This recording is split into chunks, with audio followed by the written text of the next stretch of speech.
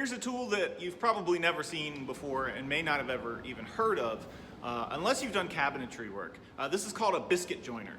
What this tool does is it digs out a small trough in a piece of wood that will fit half of one of these, which is a biscuit. This is a little piece of lightweight wood that's compressed. And when you get glue on it, it expands. So the idea is that you use this tool, and it has a little blade inside of it. You can see it popping out right there. See that? And what it does is it digs this little, like I said, it digs a little trough out. You can slip this biscuit in there, and then it will join two pieces of wood together. So I'm going to demonstrate this really quick. It's very easy to use, but there's a little bit of setup that you have to be aware of with the tool. So you'll also notice that I'm using two of my Parf dogs in the table here so that I have something to push against. So the idea is that you set the biscuit joiner on top of the board and you push in and it digs that little groove out. So the first thing that you want to do before you start using this tool is you want to set this plate to be the proper thickness for your material. What you want is for that blade, when it comes out, to dig a trough right in the center of the material. Now, they have this mark here on the edge, and that will tell you where the midpoint is for a piece of 3/4 inch plywood. This knob loosens not only the angle for the plate so that you can do different angles. Right now we're just going to use it at 90. But it also, when you loosen it, allows you to dial this knob up and down. And the same mark is on both sides. So like I said, it's a little thicker than 3/4 of an inch. That's the line for the center of the 3/4 of an inch. So I'm just going to go up a tiny bit, give myself a little more room. So tighten that up so nothing moves around. Now I'm going to prep my pieces. So you can see I'm using a couple dogs in the table here to give myself something to push against. Let's start out by, let's suppose that we're going to join these two pieces of wood like this right here. So I've made a mark, and I'm going to make that on both pieces. And now what I'm going to do is I'm going to line that mark up right here in the center of the tool. There's a little notch in the metal plate, and then this line. If I was going to do a bunch of these, I would number them all. And I would number them in pairs. So I would number them like 1 and 1, 2 and 2, and then that would help me not only to make to carve my biscuits out, but also to put them back together when I'm ready to clamp them. So now that I have this, I'm ready to go ahead and make my little notch. So this has this nice rubber piece on it, so you can hold that against the edge of the board or hold it down. All you do is pull the trigger and push in. Notice there's a dust catcher bag you have to put on. So now I've got my little trough right in the center there, and you can see how the biscuit fits in.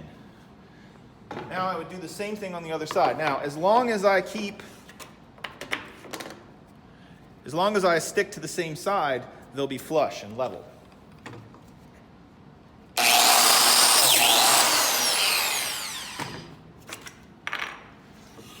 Now you can see I can fit those together. You do get a little bit of wiggle room, so you can slide them back and forth a little bit. But if I put a bunch of wood glue there, down in the trough, put that into the glue, put a little bit of glue on there, put that together, and then put a clamp across there, that would glue together and it would be a nice solid chunk. So this is a way to make bigger pieces or pieces that have different shapes or the grain goes a different way. Now you can also use this the other direction. To do that, I'm going to have to go over here to the vise. So now let's suppose that instead of meeting flush like this, I want these pieces to meet like this, as if I'm making a box. Well, then what I would do is I would make my pencil mark on that edge there. And again, as long as I have my plate sitting where the pencil mark is, the distance will be the same. So this time I'm going to do it this way. Lining up the notch to my pencil mark, and this is the tricky part here is I want it to go in straight.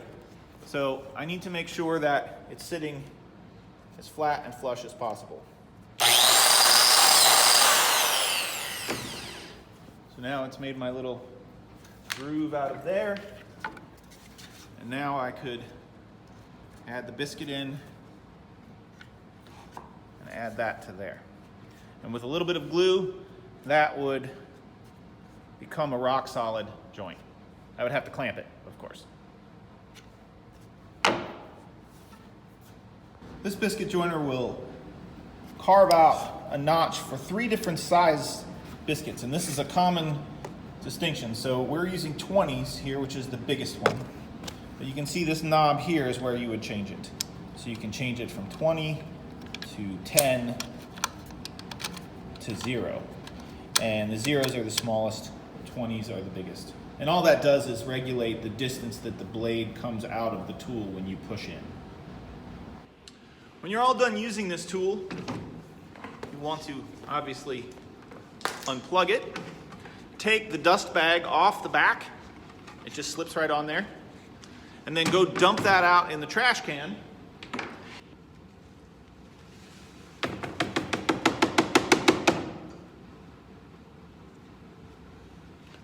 See, there's a wire in there. This piece of plastic slips over that wire. That's what keeps the bag closed. Some tools have this funny little system.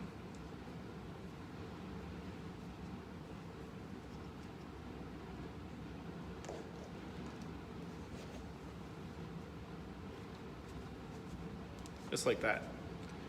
It's not terribly high tech, but it works. And then fold up the front fence, which means loosen that knob, a little thumb screw knob, and then it just pushes right up. And then once it's flattened like that, you can gently wrap the cord around it, put it back in its little carrying bag with whatever biscuits might be left. And then you can put it back in the tool cabinet where it goes.